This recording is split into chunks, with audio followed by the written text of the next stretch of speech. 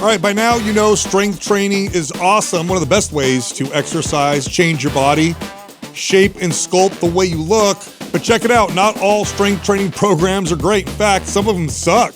We're going to talk about 7 red flags that your strength training program, well, it's not working. Let's get to it. Did you steal this from my reel that went up today? No, did you put one up? Oh, of course. Yes. Come on, guy. It was the three ways. What was it? 3 ways, Dylan, or the 3 reasons your workouts suck? Is that what it was? Something like that? Yeah. Yeah, the girls just posted it today. Well, this is 7. So. Yeah, so I had more.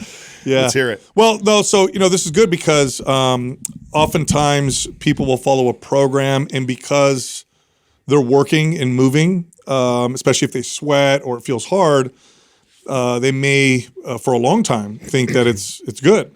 This is a good program. It's hard, so therefore it must be doing something. Sure. But that's not the case. If you're following a workout program, there are definite red flags that you might need to find a different workout program. And strength training in particular, all workout programs have programming. In other words, you follow a particular way of doing it and you'll produce better results. This is especially true with strength training. Strength training is one of the most scientific forms of exercise. Programming makes a huge difference with strength training, much more than other forms of exercise.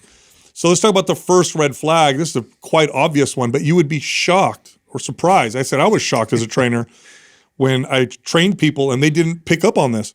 You're not making any strength gains. Well, your program's not working. Yeah. It's just not what's it. Right there in front of you. Period. End of story. By the way, all of these are in the context of diet is good, other things are good, right? Because you could have a good program and your diet could be terrible, and that might be the problem.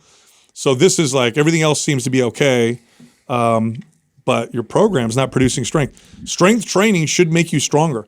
Now, there is a small subset of people where this becomes less and less true. If you're super advanced, the more advanced you get. That's right. I mean, this is especially true, though, in the first couple years. First 3 years. You're in the first few years of your training, and you're not seeing relatively consistent strength gains, then something's wrong with programming. That's right. Yeah. It means it's not working. Yeah. It literally means it's not working for whatever reason. And part of why that is because early on, when all of this is so novel, even subpar programming, you're going to see strength gains.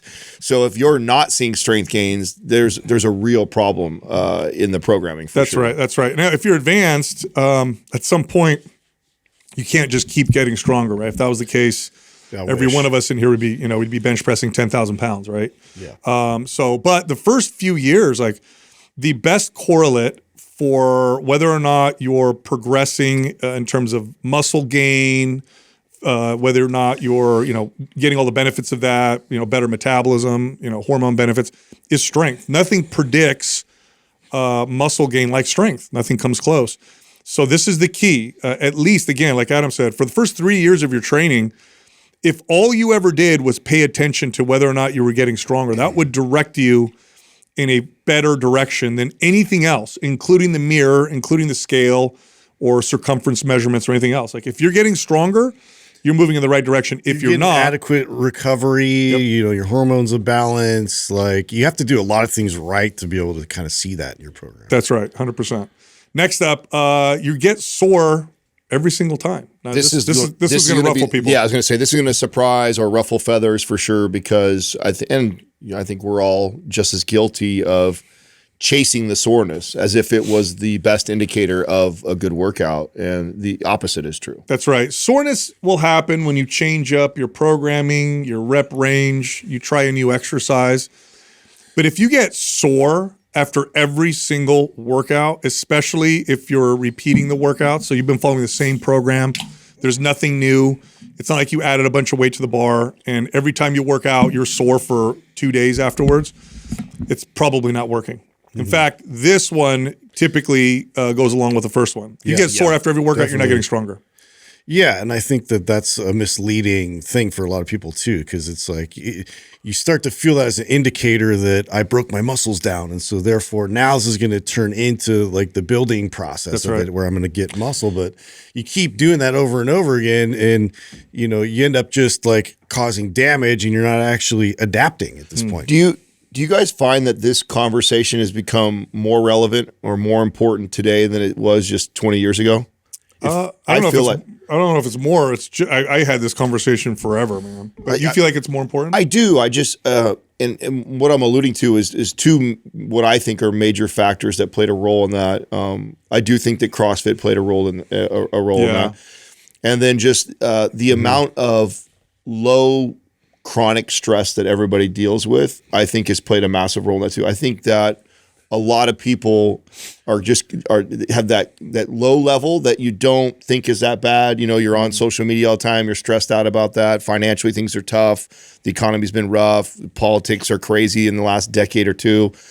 I think you've got a lot of that stuff going on behind the scenes. And so, because at least when I pay attention to a lot of the people that we help out, it seems that advice feels more common than what it was when I was a 20-year-old trainer. Does it not to you? Does it feel the same? Yeah, you know what? You're making some good points. I mean, low-level stress. It's funny, you brought up the news cycle, right? Social media.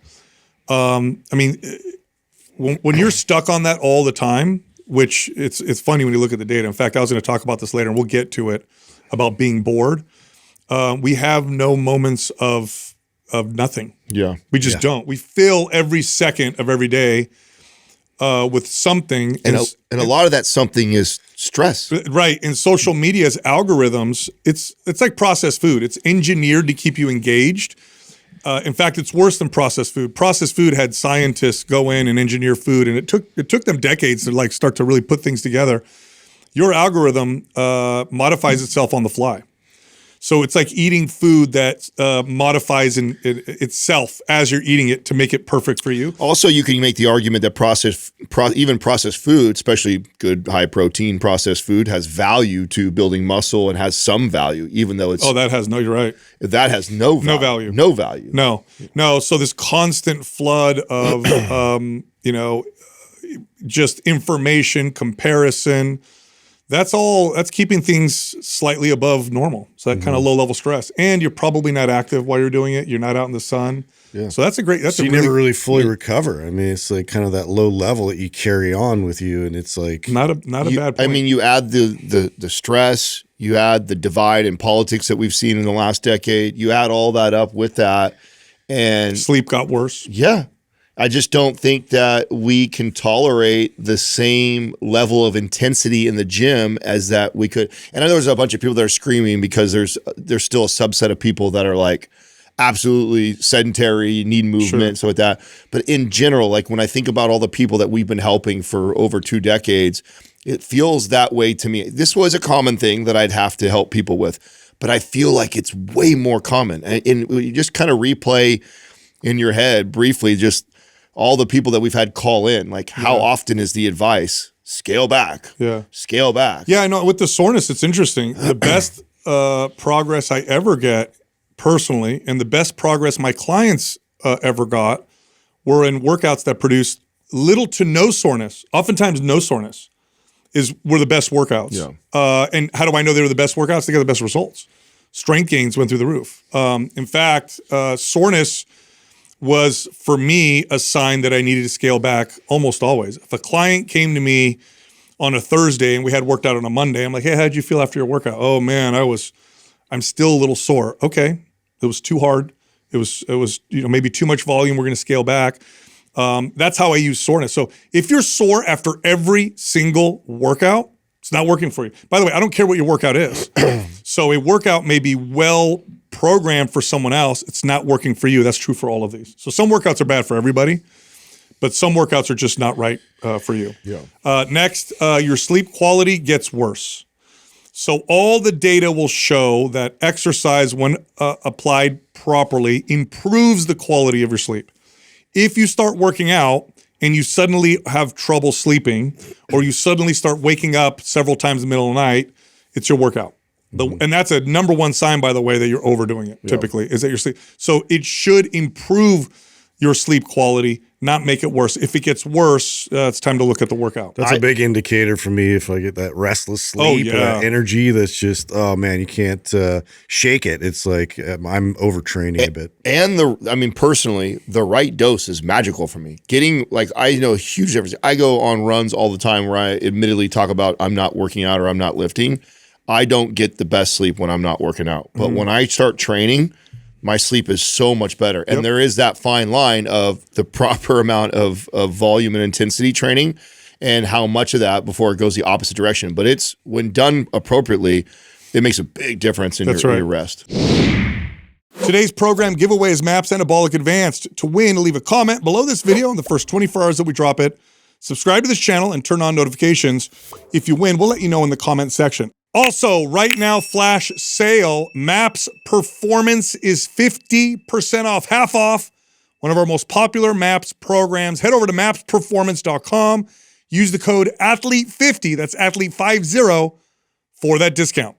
Back to the show. All right, real quick. If you love us like we love you, why not show it by rocking one of our shirts, hats, mugs, or training gear over at mypumpstore.com. I'm talking right now. Hit pause, head on over to mypumpstore.com. That's it. Enjoy the rest of the show. The next one is that your normal daily energy gets worse. So if you're following a workout program that's producing crashes throughout the day, it's not working for you. This was me for years. For years, especially as a kid, I thought the harder I went, the better. In fact, some of my first workouts, I bought one of the first fitness books I ever bought was Arnold Schwarzenegger's Encyclopedia of Bodybuilding. I still own it. In fact, I think we have it here somewhere. It's all taped up. It used to be up there, but it's a thick book. It's been used and abused. And most of that I think is Doug uses it as a booster. Is it? I don't think you'd be able to see him. I don't think you'd be able to see him on the table if you didn't have it underneath him. Don't sit on that, dude. That's my favorite book. It's most of that book. Sorry, Doug. Most of that book is never gets old. It just keeps on giving. He's gonna stab you one day.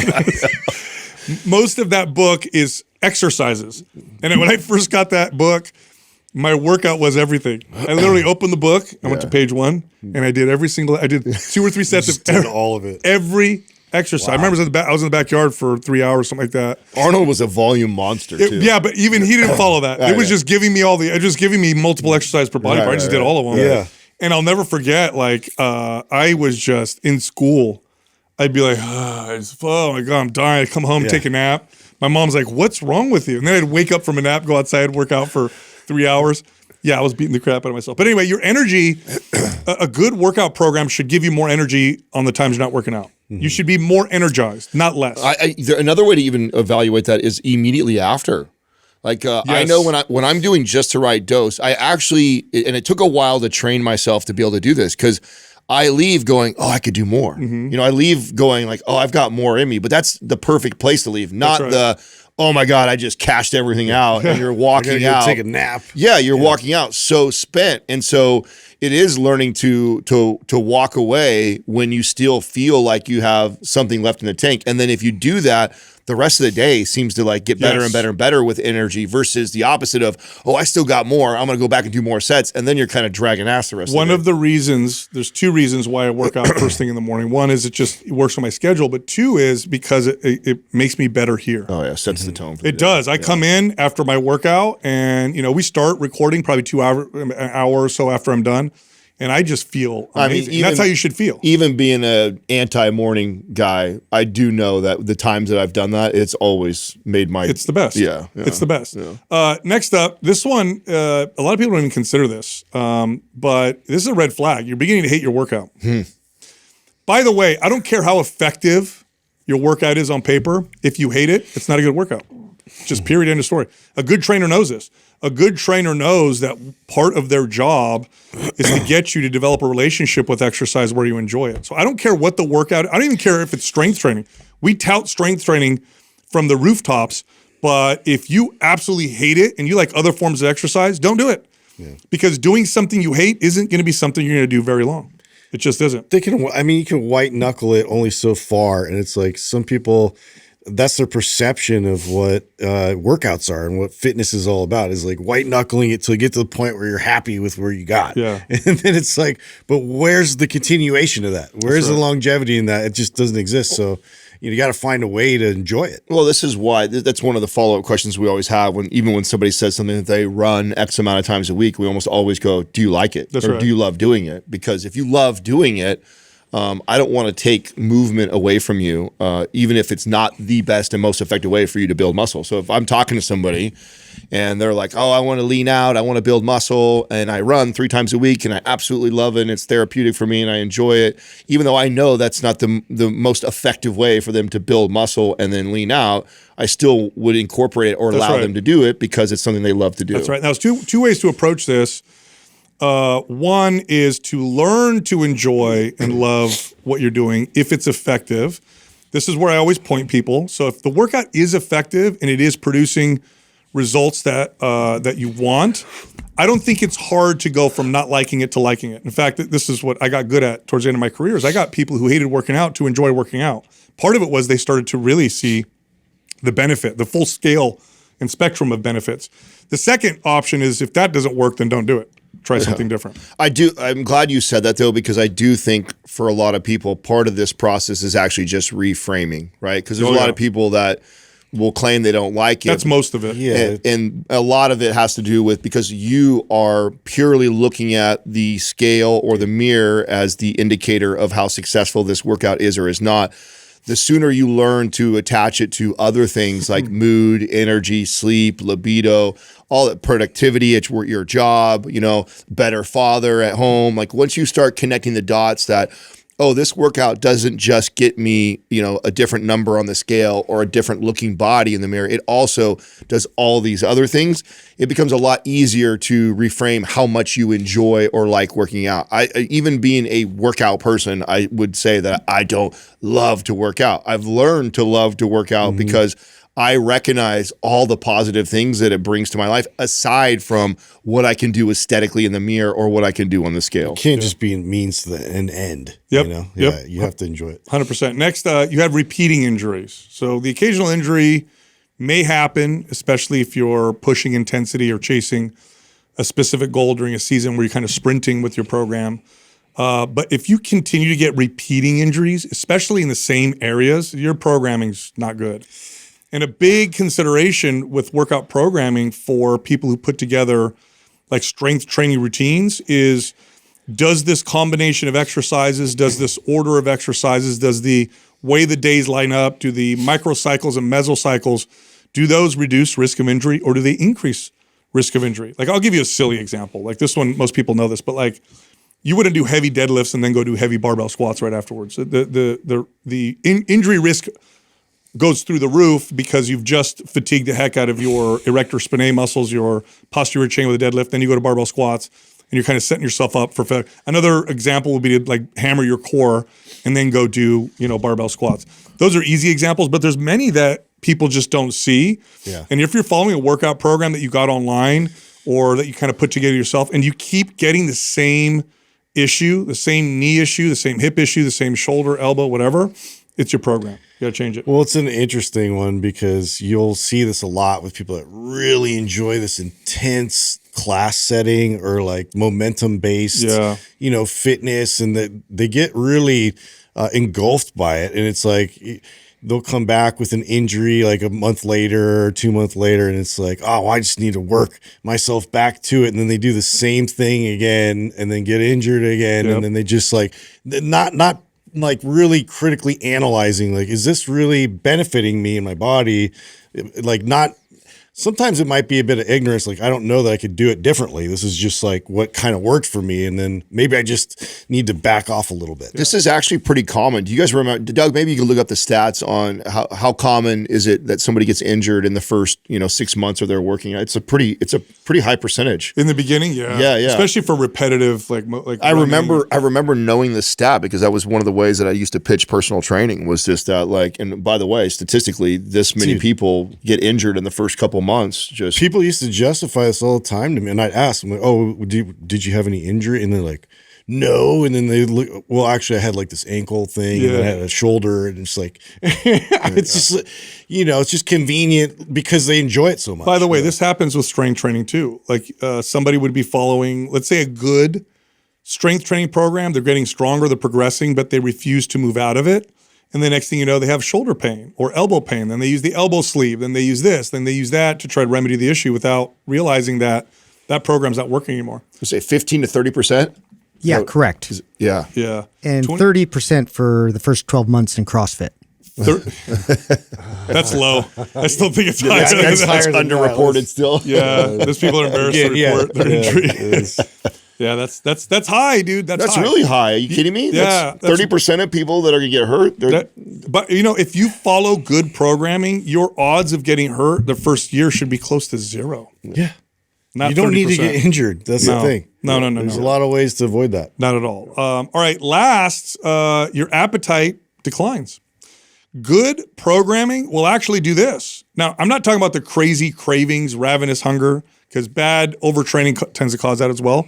But just a nice general increase in appetite, especially from strength training, is a sign you're doing the right thing. Your body wants you to feed it a little bit, and you're going to feed it more nutrients to help with the muscle growth. If you're following a workout program that gets to the point where you just lost your appetite, that's a bad sign. You could even potentially say flat, like especially early on, because early on, if done correctly, again, you're sending a signal for your body to build muscle. It is going to want more calories, more nutrients in order to do that. And so it's very normal to see a nice increase if you're declining really bad. But I think even if you're flatlined early on like that, that's typically a sign too, like, okay, there's something that we need to tweak here, because if we are sending a signal to build muscle and you're not seeming to feel an appetite kick up, maybe there's something we're not doing right. This was so predictable that I would tell my clients, because we see it all the time. Yeah, because as a trainer, you want to get good at predicting things for your clients so it doesn't surprise them. So I'd have a client, I'm seeing that they're getting stronger, and then I'll tell them, hey, expect your appetite to go up. What do you mean? Well, we're getting stronger, you're building muscle. If you find yourself getting hungrier than you normally do, that's a good sign. And I'll let them know ahead of time so they don't freak out. Yeah. But it's so predictable, so predictable.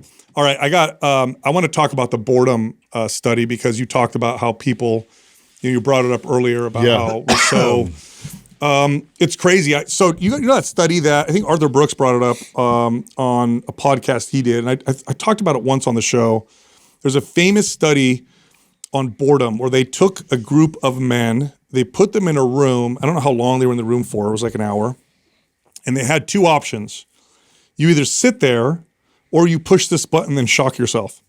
Yeah. So you could either sit there or shock yourself. Yeah. And it was a painful shock. Okay. Yeah. Right. Most people chose to shock themselves. Yeah.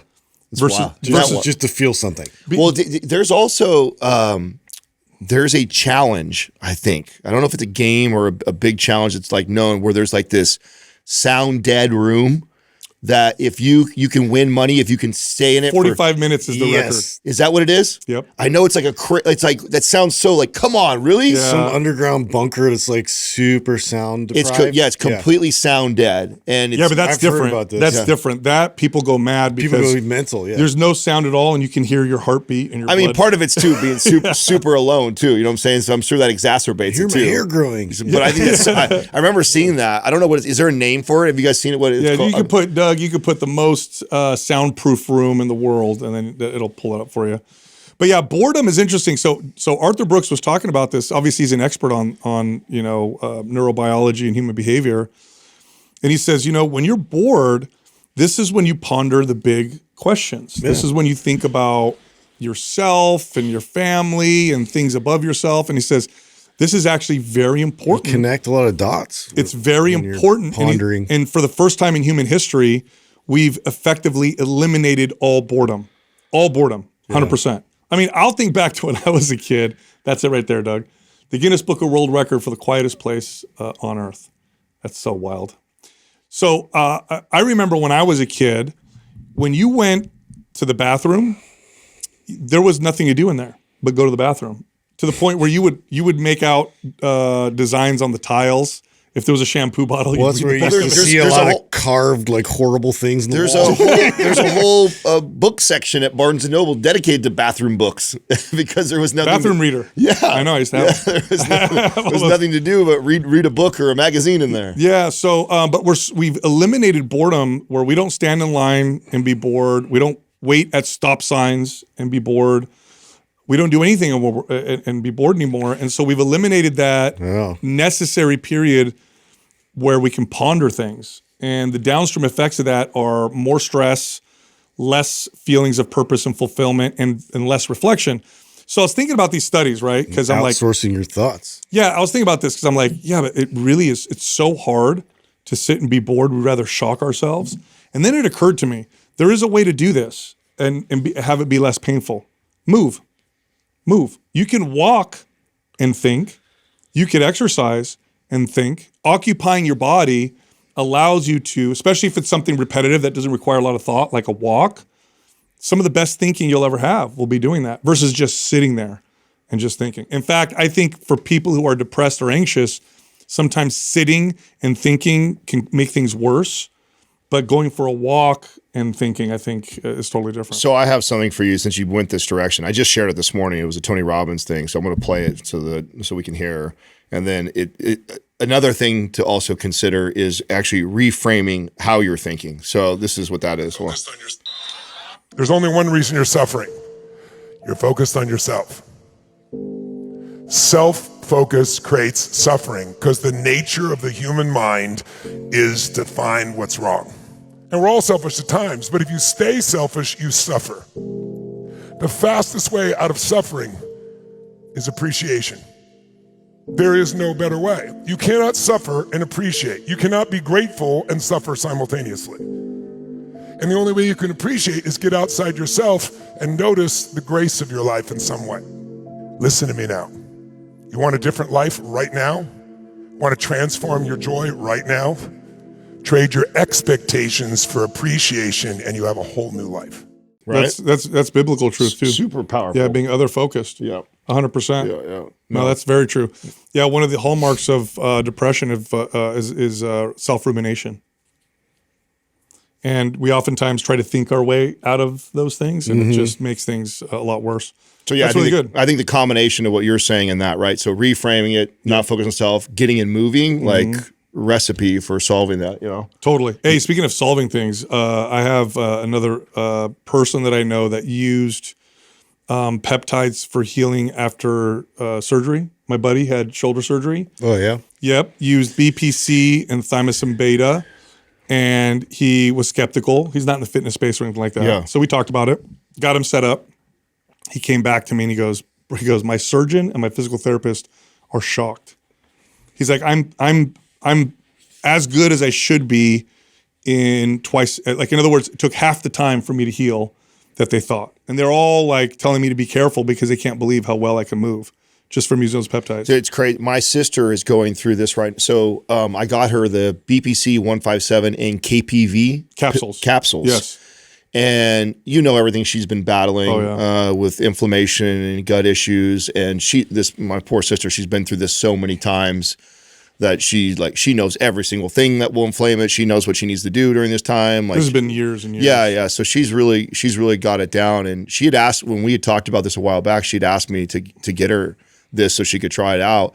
And she's been taking it for 5 days, and she's coming to me going like, I've never felt this good. Wow. And already testing some of the foods that she knows that would kind of like start to like cause inflammation again. And she's like, I've never had anything that's impacted it this quick from after what she just went through.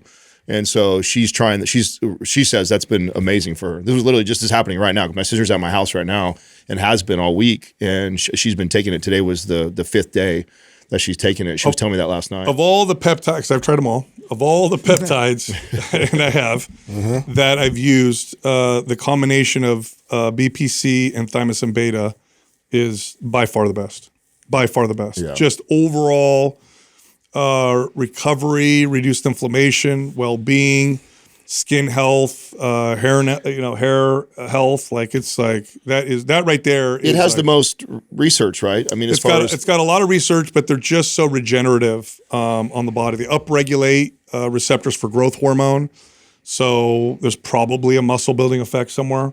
But I like just the way it makes my body feel.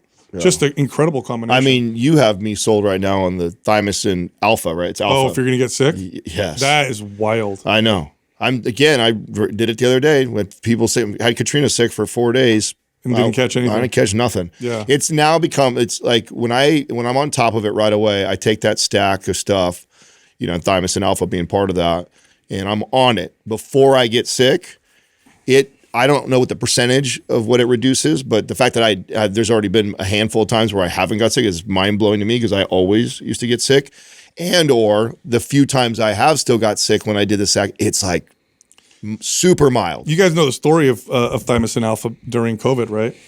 You guys know what happened with that? No. Pull it. So, there were if it works, there get were rid of it. there were doctors on the front lines in many places that were using thymosin alpha. So with thymosin alpha, so there's two thymosin peptides. Thymosin beta is the one that I talked about. That's for like healing, tissues, ligaments, stuff like that.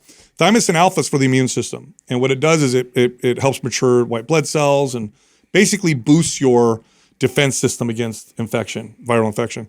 So when COVID was a thing and people were trying to figure out what do we do, there were some forward-thinking doctors, because thymosin alpha peptide has been around for a long time. It's not like this new thing. We've known about it for a long time. And they were using it and reporting that their patients were recovering very quickly. Mm-hmm. Those reports were coming out. The government put a stop and stopped all production of all thymosin. You couldn't get it during that period of time. You can get it now, but during that period of time, for whatever reason, they stopped it completely, and you just couldn't. Didn't that happen with like NAD and some other things too? That happened with what's it called? NAC. Oh, NAC. NAC, which has been a supplement forever. Amazon wasn't able to sell it. Obviously. They told them you couldn't sell it. Such a weird time. They were pulling things like that. You could buy it again, by the way. NAC, you could buy it. Suddenly you can buy it, wherever. Yeah. But anyway, for people who are interested, mphormones.com those are the partners that we have that do all that. What do you guys think so far? This is first time we've ever done something like this before. The Muscle Mommy movement, this whole group that we started for women. Yeah. It's pretty cool, huh? So this is the first. What we did is we created this group it's called Muscle Mommy just for women who want to build muscle. And you go in there. There's weekly coaching calls with our trainers. It's this great forum that's interactive. It's specifically for this group. And for the first 7 days, the three of us were on every day talking to them. Yeah. And I don't know. I mean, it's a large commitment for us because at 5 p.m. every night we were doing it. Yeah.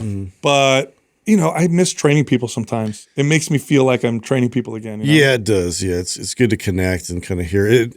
Too, it's kind of funny when we were off, some of our trainers were like telling us like they're a little more comfortable to kind of bring up topics and things. I think that's what's rad about this group too, is they feel a little more emboldened to bring up some things, specifically female related. Oh, I think that's a big part of it. We've had forums and groups forever, but we've always kind of just mixed everybody together. Yeah. And I've gotten a lot of feedback of how many ladies appreciate that we've created a private community just for them. And and you can see all kinds of connections and bonds. And I have to tell you, I mean, shout out to Hermosi and whoever else owns that with him. But the school app is dope. The school app is really good. Well. The UI is really clean. We if the audience doesn't know this, we had a really hard time years ago deciding whether we were going to do an app away from Facebook, and we even launched something years ago, long time ago, and it was just so difficult to get people to adopt something else, and so we've always stayed on Facebook because of how user friendly it is, and that's where most people are. But to see how well this app is working and how user friendly it is, because it's like social media built into like this really robust educational app. Mm-hmm. So everything that we've recorded, so Sal talked about us being on there, that's still there. So as you come, let's say you just are the first time hearing about today, you go to the Muscle Mommy movement, you can watch all those videos to get caught up. And there's all kinds of great tutorials and videos and education tools. But then we have our trainers in there. And then on top of that, too, we're now getting some of our doctor friends like Gabriel Lyon to go in there, Dr. Lauren to get in there. So we have all these incredible tools. And then you also have programming. So if you're wondering there's programming in there, or if you're already following another program, you still can follow that and still get the help and guidance in there. So it's just become a really cool community and really exciting to see how well it's been received, by everybody. It's awesome. Yeah. All right. Speaking of women, this cool study came out of Japan where they were studying if the body odor of women when they were ovulating changed the behaviors or the mental state of men. Of men? Yes. What do you guys think happened? Well, because they did this study before, right, with men and their smells. That's right. And like how women could pick up on, Yeah, like if they're attractive. Are we too dumb to pick anything up? Yeah, No. I'm sure just subconsciously we were drawn to it. Right? No, dude. So they would have these women sweat, and then they would, armpit sweat. They'd take the armpit sweat. They'd have the men smell it. Yeah. Then they'd have those same women during ovulation sweat, and then have the men smell it. And there was a difference. So ovulation is, of course, when they're most fertile, and it's like funny, this animal part of us. and the men had greater senses of well-being. We're all gross animals. They felt more relaxed with the smell. Okay, so come on. So we're relaxed. Yeah, dude. Run through this for me on what this looks like for a study. So we're in this group. I smell one thing. Are we huffing and pits? then you go, tell me how you feel. And I go, well, I feel happy. Or is that how we're reporting? Yeah, how this? do you feel? Yeah, what is it? Do you like the smell? Do you not like the smell? I'm guessing. How do you feel? And they're comparing. They're comparing. And they found that when women ovulate, the smell, the pheromones they produce are attractive to men. What were ours? If they did the reverse, you said the girls did the reverse. Women can smell if a man has more testosterone, right? More testosterone, and if they're compatible. Yeah. So women would smell T-shirts. Their nose is more sophisticated. They would smell T-shirts that men wore while working out. Yeah. And then they would pick out men that they thought were attractive, and the ones that they thought were attractive tends to line up with the smell that they liked. It's so interesting because I'm sure your wives does the same thing too. Like Katrina loves to wear a shirt that I wore all day. Yeah. So if I have a shirt that I was wearing today and I come home, my underwear. And she'll that's too far, dude. Too far, bro. That's not shouldn't normal. have shared that. Your briefs. And sometimes I wear hers. It's just totally normal at my house. That's why she wore them. You took all my underwear, Justin. Yeah. Oh my god. Speaking of our wives, we did a family workout this weekend inside here. And I don't know, you see, we bring Max, we put the Legos up front and everything like that. Okay. And Katrina's walking over to him. I'm headphones, I'm doing my own workout. And she walks over to Max, she goes, I love to watch your daddy work out. Do you love to watch him work out? And he's like, no, why? She's like, because look how focused he is. He's so focused when he works out. And then he's looking over. This is me being told later on. I don't see any of this going on. Katrina told me after we worked out. And then he's like watching me. And he goes, Mommy, you should see me at school. He'd be really impressed. Yeah, dude. It was so funny. Very impressed with that. That's cute. We had a bad moment yesterday. We were driving somewhere, and my son, my 4-year-old, almost 5, he's complaining. I feel anxiety. I don't want to sit here. I don't feel good. And we're like, you're fine. Breathe deep, slow. You're totally fine. Totally ignoring the poor kid. And we're driving. He just throws up. He's obviously sick. And I'm just like, both Jessica and I are like, wow, dude, this poor kid was trying to tell us. And we were just telling him, like, chill out when he was sick this whole time. Oh, I felt so bad. We took him home and just, when your kid throws up, like if you're a parent, your kid's going to throw up in the car at some point. Yeah. It's just what happens. Yep. So you take out the car seat and I looked at it and I'm just like, I'm buying a new car seat, bro. I'm not even trying to clean the seat. Bro, that's not going to happen. I'm dumping it. I'm not going to even try. Max actually throws up a lot in the car. He gets car sick a lot. He gets car sick pretty common. And so that's happened. I remember the first time it happened to me when he was real, real little. And he blew chunks all over. And in the car seat, those car seats, like, I don't know what yours looks like, but mine is like, it was so difficult just to take it apart. I told you I threw it away. Yeah. I'm buying a brand new one. Looking back, I was trying, because it was expensive. So I was like, man, I got to save this. But looking back, I don't know how many hours I spent trying to clean it. I would have bought another one. Your hand all the way through those, the back of the seat. And you always end up like pinching my arm. Like, no, dude. No, I hate those things. Under the car seat, I have this like car seat protector. Oh, good. You had one of those. Always. Oh, that's clutch. Always. That's clutch. Because, they have blowouts when they're little babies and stuff like that. So now you could just toss that too. But then we get home and then my 2-year-old, she sees him get sick and I think she was a little, whatever. And then we're taking care of him.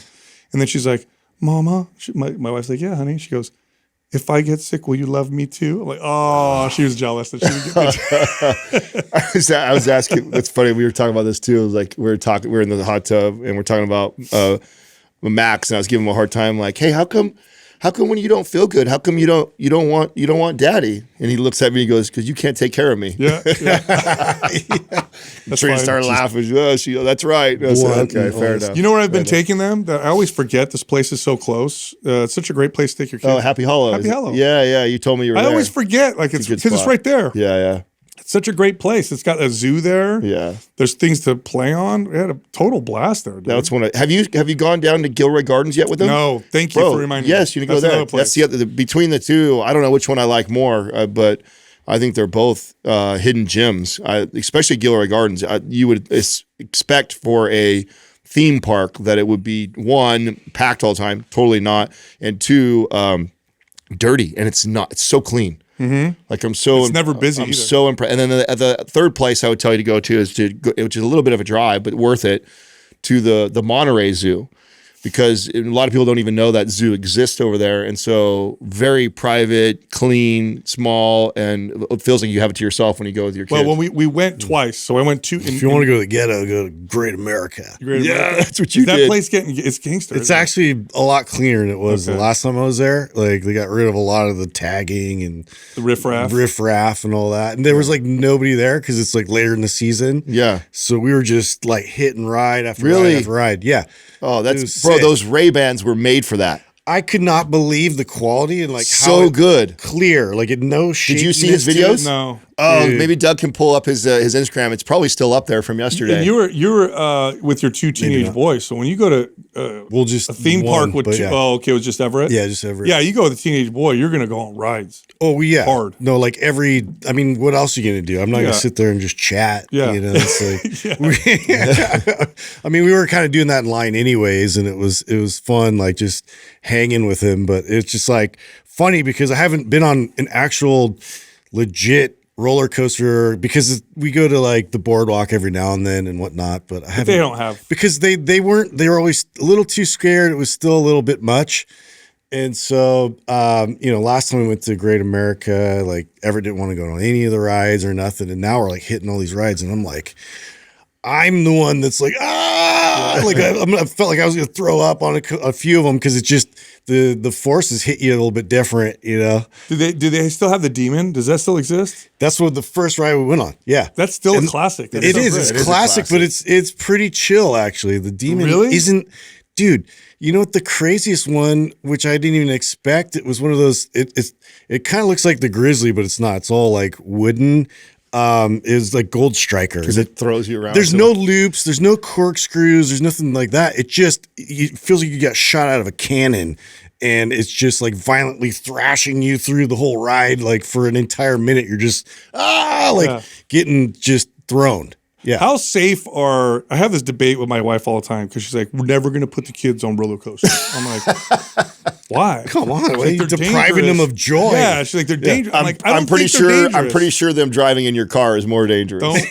Why would you add more? Well, I'm not adding more. I'm trying to take away from I'm pretty sure the safety in there is any car. Yeah. Okay. Yeah.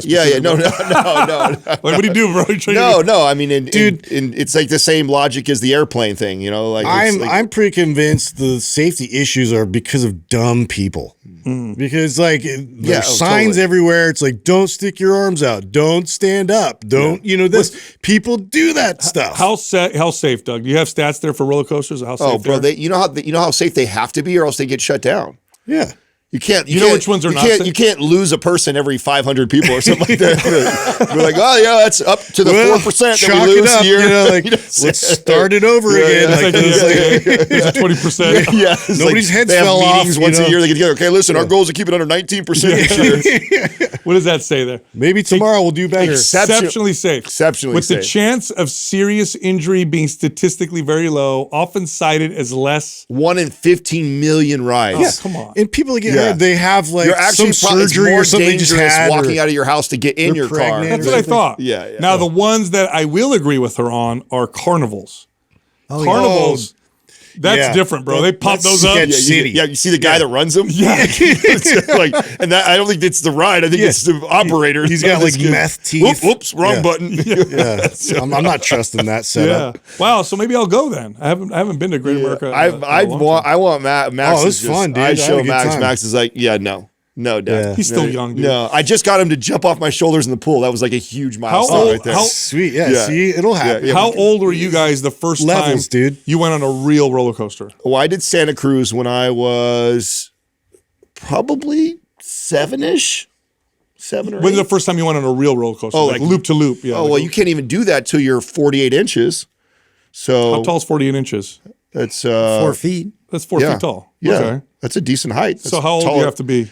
Probably like 8 or 9. Okay, so is that how old you were when you first? Probably, yeah. Wow, yeah, you went right away. I remember going to Great America and being too short and waiting to get tall enough. Oh, so I remember that. I waited longer than that, bro. Yeah, I was 14 or 15. So my family, when I didn't live here, I had family. You know Stephanie and all that. Yeah. We used to get season passes every year, and so even when I was a really little kid, and I remember I was like one of the younger ones, and so we were waiting for me to get the height so I could go do all the, because my girl cousins were all 1 to 3 years older than me, and also obviously sprouted earlier. So I was like the young little cousin that was waiting to grow. So as soon as I was tall enough to ride them all, I rode them all. How old were you, Justin, first time? Yeah, I was really young. Yeah. You too? Yeah. I was the only chicken. I was like 15, 14, 15, I think. I mean, I wanted to not do much has changed, bro. Huh? What were we just trying to get him to do the other day? He's like, river raft. We were going to do rafting. Oh yeah, river rafting. I feel like in Florida, there was like some water park where it has like the world's tallest water slide, and there's like 3 levels of it. There's like one down, and I snuck my way up because I was too young, and my brother kind of like pushed me in front, and then I like hung down. So you basically have to lay down your back, and your legs like are already like vertical. Wow. And I just went for it. It was like, the worst enema I've ever had. Oh, because you go down and then it's all water. Those are, in my opinion, more scary because you're like free.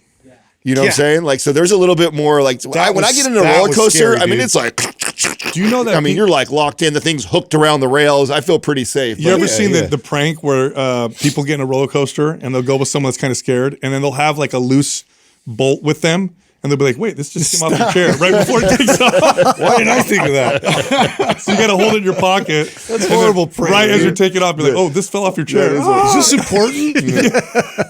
That is horrible, dude. You know what you just said, Justin? Do you know that that there's been some major, like some serious injuries of people who've done like high diving or whatever, where it's the enema thing? Oh, yeah. Where it's like blown out there. Yeah. Ooh. Yeah, dude. You can actually look that up. That can actually become from high diving into the water, like jumping. I mean, it was uncomfortable. It didn't do from any a high, damage, thankfully. like from a high place, and then it. Yeah. What distance do you have to be up before it, or to where it feels like concrete? They say. I don't know. It's because at one point, if you go from a certain height, you're good. Right. Yeah, I believe like jumping from like the Golden Gate Bridge. That's why the people die, the right? water will Because kill you. it's like concrete hitting it like that. I wonder what the height is on it, because there's some people that high dive from pretty. You got to have technique though.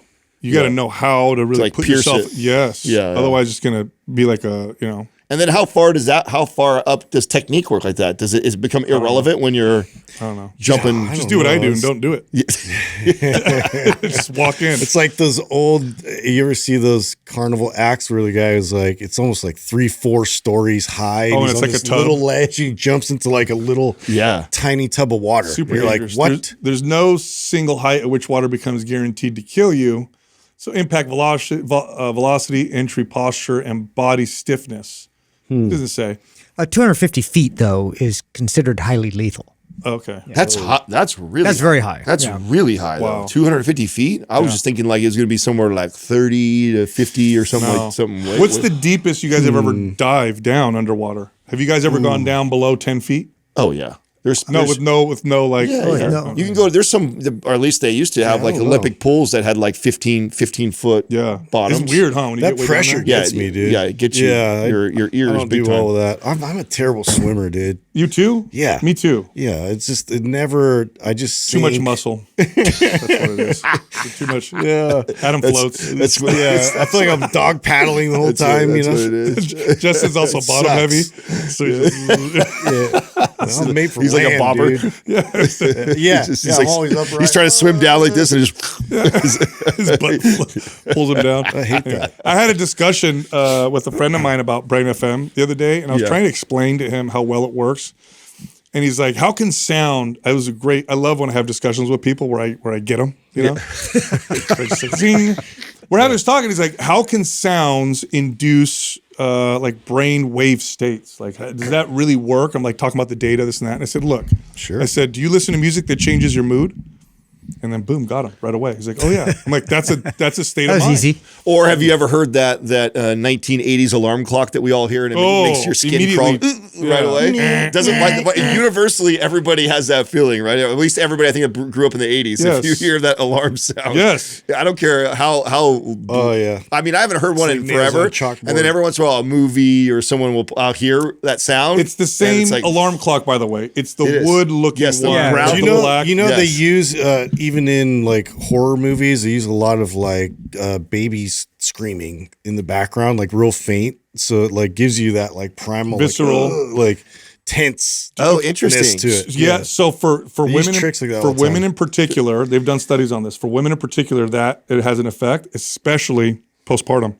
Postpartum women's brains are so wired to react to a baby crying.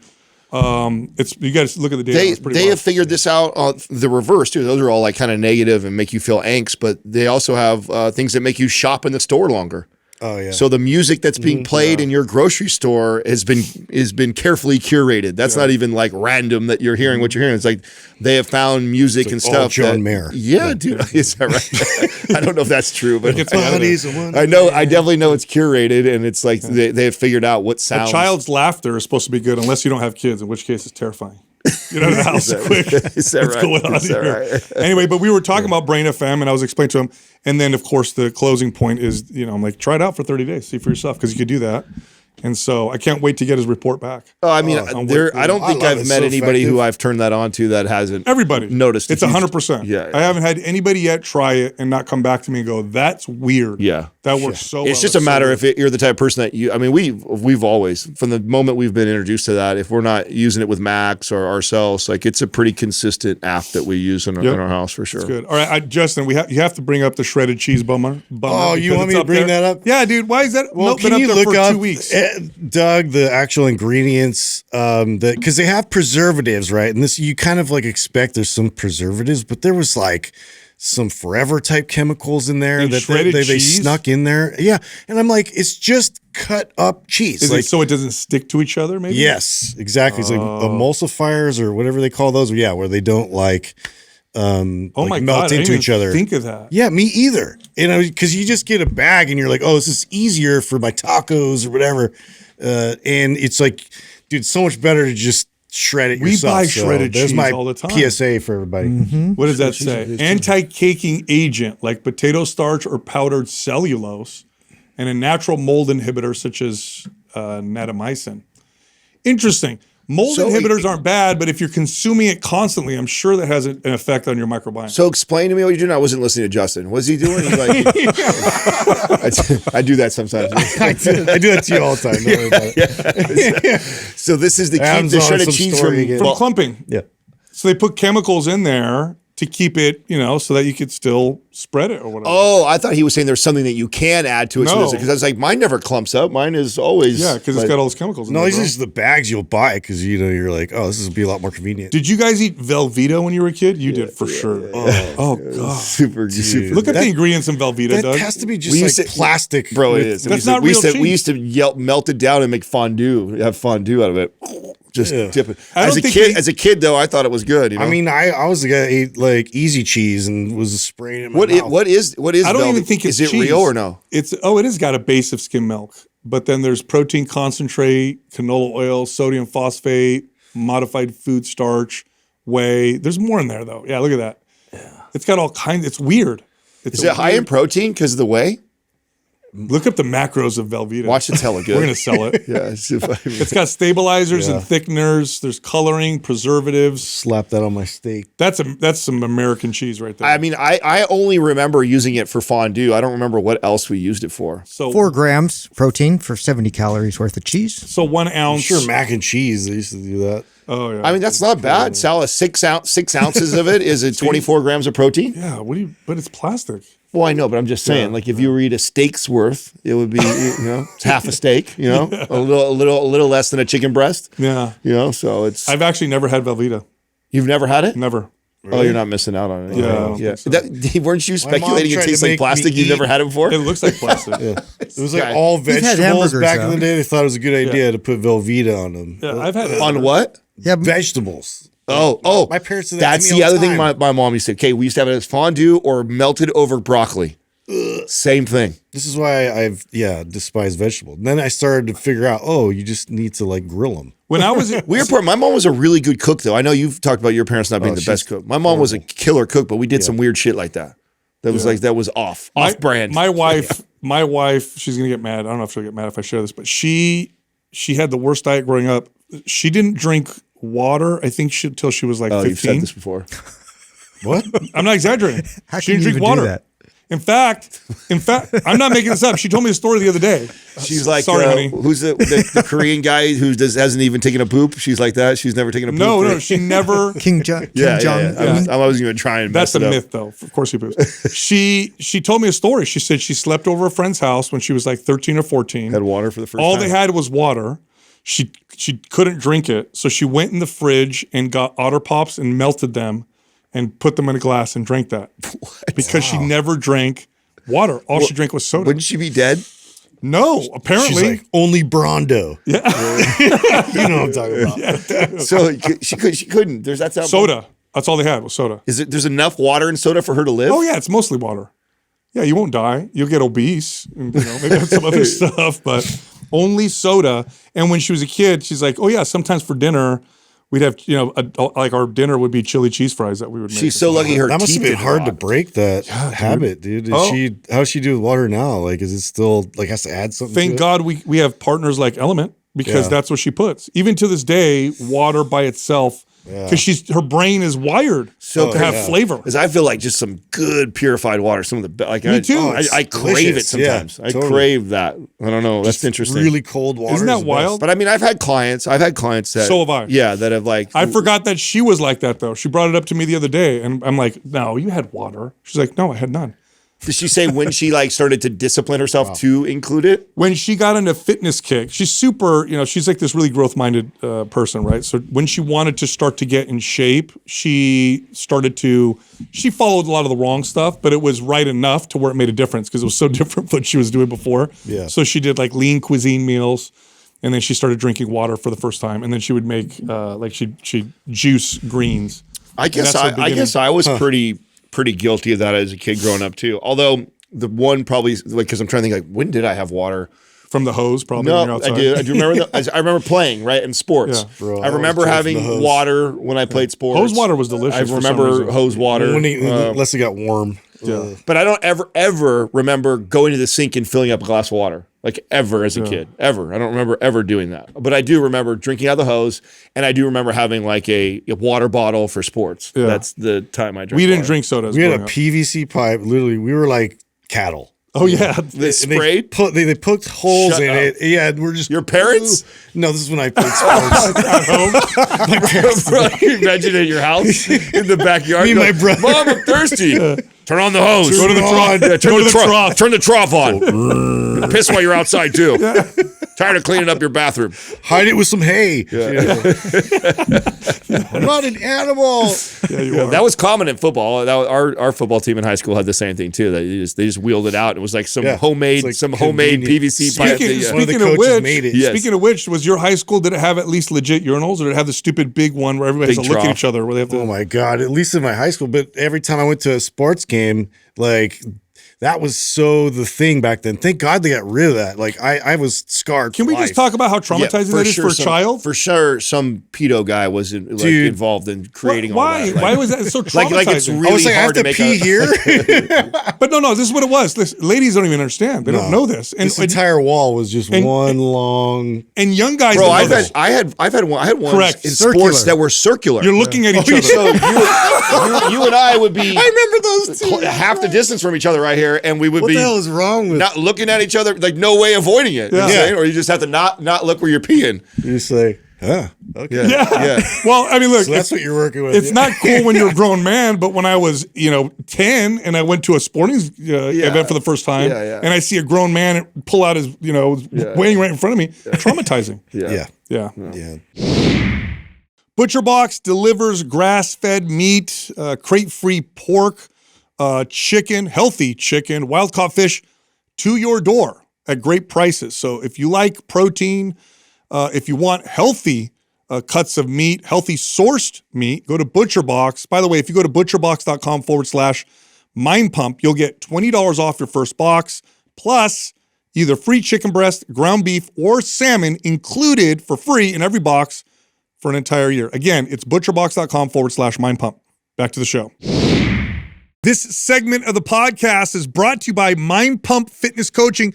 This is the #1 course that teaches trainers and coaches how to build sustainable 6-figure plus businesses and careers in fitness. Look, it's roundtable based, so you can hear Adam, Justin, and myself teaching you how to build a better business, get more leads, close more deals, close bigger deals, and be more effective trainers. By the way, our course is nationally recognized. In fact, it gives you 1.9 CEUs with or for your NASM certification. Find out more at mindpumpfitnesscoaching.com.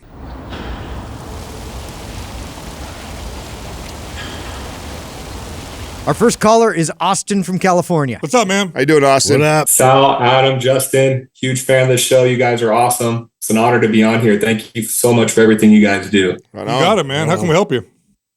All right, so I'll go ahead and just read off the question that I had sent in. Hey, Mind Pump crew, I'm 35 years old, in decent shape, and I work a physical hands-on job. My goal is to get absolutely jacked. Think boulder shoulders, six-pack abs, big quads. I was running a 6-day push-pull leg split and saw good results, but just developed tendinitis in both arms, had to scale back. And now I'm following MAPS Anabolic and just wondering if I can get shredded and jacked off this program alone, given my goals and recovery needs, or is there a better program or hybrid approach you'd recommend for someone in my situation who wants aesthetics, performance, and longevity? Thanks for everything. I'm a huge fan of the show. Yeah, no, great question. Tell me a little bit about the job, physical job. So I do paintless dent removal. I take dents and door dings out of cars, no paint, no Bondo. So I go behind metal and I'm just kind of cranking all day, both arms. So I think just a mix between that and then doing, each muscle group twice a week just kind of caused me to kind of burn myself out, and ended up getting tendinitis, literally both arms at the same time. And so I just completely worked on more recovery and kind of lost a lot of size. And man, that kind of sends you through a little mind fuck to say the least. And now I kind of just hop back on MAPS Anabolic to try to get some size back, and just didn't know if that's the best program to be on, or what you guys would recommend. How long have you been lifting for consistently? Consistently, 2 years. Right after my son was born, kind of saw myself as, I didn't want to be that soft, pudgy dad. I wanted to be the fit dad that him and all his buddies looked up to. So I started working out, and then I actually started with MAPS 15, started seeing decent results. And I hopped into MAPS Anabolic, saw better results, finished that one. And then I just jumped into a push-pull leg routine, and then ended up, I ended up tearing my quad and then getting tendinitis in both arms. Yeah. Wow. So you're following MAPS programs, getting great results, then you jump to something else. You jump to shark is what happened. We just want to make sure. Yeah, man. I know. All right. So look, you're only 2 years into this. The best thing you could do to get jacked right now is to just focus on trying to get stronger. Okay. So if you're getting stronger in some of the core lifts, doesn't have to be every lift. In fact, chasing every lift is a bad idea, but in the core lifts, your presses, your pulls, your squats, if you're getting stronger, you're building muscle. So that's probably for the next year or two, that's your focus. MAPS Anabolic is a great program for that. That being said, after following MAPS Anabolic, I definitely think you should interrupt your training with like a symmetry or performance because MAPS Anabolic is so focused on sagittal plane. Yeah, sagittal plane. And so we want some of those other movements so we don't develop issues. But anabolic is perfect. Absolutely. If you're getting stronger, you're moving in the right direction. If you're not getting stronger, you're not moving in the right direction. And that'll be true for you for the next couple years at least. I do think a 3-day-a-week program or MAPS 15 is probably is best for you, especially if you're having a hard time building, and because you probably, if you're that active at work, you might have a hard time hitting the calories you need. You're young, you're fit, you're active. Sometimes one of the hardest parts is actually getting enough food to grow. So what does your diet look like? And is that something you struggle with, is to hit enough calories?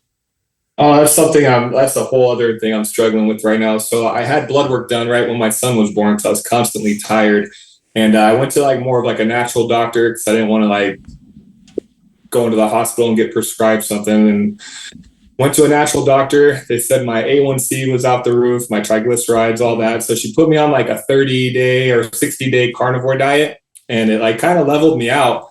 But then I didn't realize that this doctor was like a huge advocate for carnivore. And so now she like just wants me to stay on it, where I'm like, I hate it. I was like, if I'm looking at a ribeye steak and I'm like, oh, I have to eat this. And so now I'm kind of just like, I don't even know what to do diet wise, because I didn't mind doing like the carnivore for like 30 or 60 days, but it's like, I don't want to be carnivore my whole life. And no. Yeah. So it's unsustainable. Here's what you could do. You could hit your protein targets and then throw some starches and some fruit in there and some fiber. And using things like rice, sweet potato, yams typically are your good choices. Go try it. I mean, if the carnivore made you feel a lot better, there's probably something you were eating that doesn't agree with you. Most likely things like breads, sugars, those types of starch. I would stay away from that and use things like white rice, sweet potato, yams, but start to introduce those into and fruit. And fruit. Sorry. That's it. Yeah. So eat your protein, hit that first, then eat your carbs from those sources, and that'll help with the gains. Yeah, you're going to need to too. This is, and you've probably heard, or maybe not. I don't know how long you've been listening to Mind Pump, but we went through the carnivore or ketogenic diet early on in the podcast, and one of the things I talked about, because we all kind of had our own challenges with it. I was in the height of trying to get big and jacked, and I couldn't eat enough calories. That was the part that was so hard. It's like, just like you, I was like, I'm over the steak. I'm not hungry. I don't even want any more. And trying to stuff down another steak when I'm already full was so difficult. So I found it really good for getting healthy or losing body fat, but I found it terrible for trying to gain. I couldn't, and my workouts, I didn't have good pumps. I didn't have good energy. So I think it's a terrible program for a terrible way of eating to try and bulk or build. You know? So what did you eat before you went on carnivore? What did your diet look like? I mean, it's pretty solid. I mean, we do. I was eating like kind of overnight oats every morning, like with protein like mixed in, and then my lunch would usually be like a turkey sandwich or like a chicken and rice and veggie bowl, and then dinner was usually just like a protein salad and a sweet potato.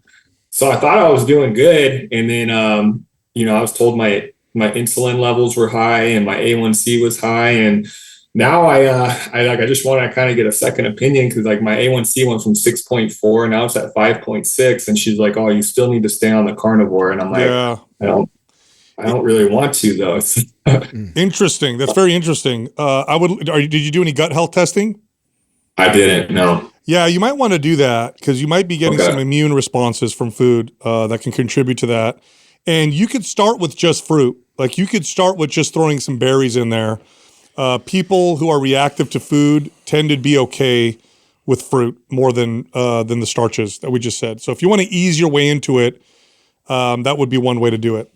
And then as far as the program is concerned, MAPS Anabolic is perfect. Yeah. And MAPS 15 would even be good. Here's how you should judge the workout programming for the next couple of years. Am I getting stronger? Mm-hmm.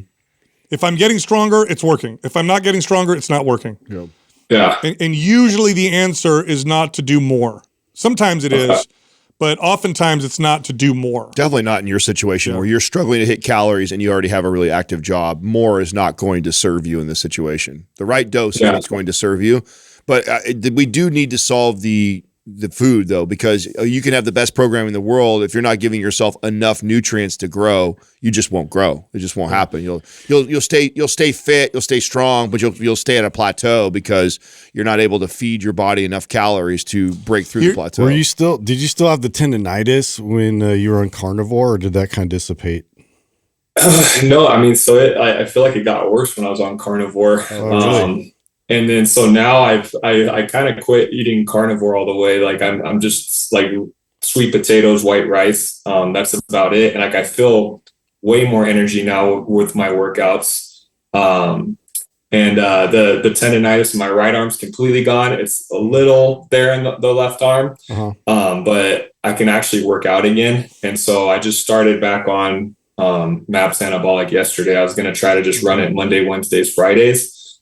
And then I didn't know if it was best to do like a 2-day break in between. It's just kind of hard with my work schedule. Monday, Wednesday, Friday is kind of like a good day for me to work out. And then I didn't know if I should be doing like cardio like on off days or just sticking to trigger sessions, because the thing I did like about carnivore, man, my abs were popping out like crazy. And then like as soon as I started eating carbs again, it's like it disappeared. I'm like, man, should I go back to carnivore? But then I think of like all the cons that came with the carnivore, and they outweighed the pros. You know, Austin, abs are so overrated. Yeah. It's so funny. Amen. Nobody cares really, except for you and maybe some other bros in the gym. Like nobody cares. Yeah. It's super overrated, especially when you look at the data. Clothes on them. Yeah. So I mean, and that's from a calorie deficit, so that can happen. Yeah, and that's no carbs too. So you're just pulling all the water out. Now, cardio wise, especially with your insulin and blood sugar stuff, I walk after your meals. That's gonna have a positive impact on those things. And then again, I would look at gut health testing. Sleep might be another one. If your sleep is poor, that has a really negative effect on that stuff. Is your sleep okay? No. You're bad sleep. Yeah, it's not good at all. No. Okay, well that's a factor. That'd be the first place I would look. Yeah. Do you have any ideas why your sleep is? Do you have a lot of stimulants throughout the day, or? I mean, I don't have a lot of stimulants. It's just, I run a business with my dad, so it's usually about 14 hours, a day of work. Then I get home, and then I have a toddler, so I want to, I get like about 3 hours with him a day. So I kind of just spend all my energy with him, and then it's about 9:30, 10 o'clock when he's going down, and then that's when I, kind of shower. Bro. I sit in red light for like 30 minutes while I read, and then I'm really not going to bed till like around 11:30, and then I'm up at 5 to start working out. Yeah, you got to go to bed. Schedule's crazy. Yeah, MAPS 15 is becoming more of an appropriate program. That's the program for you, bro. Yeah, you got a lot going on, dude. Even if you do the MAPS 15 performance, I think that would be ideal. Yeah, actually, let's send him that. That's a good call because he's already done the MAPS 15. Yeah, you don't have MAPS 15 performance, do you? No, I just have just MAPS 15. I don't think red light therapy before bed is a good idea for you. Okay. Yeah, that might be messing up a little bit. Yep. That might be messing up your sleep a little bit. Really? Mm-hmm. Yeah. Okay. Yeah, and try to go to bed earlier if you can, or wake up later if you can. One of the two, because that has a profound impact on fasting glucose, insulin sensitivity, all that stuff. Especially if it's chronic.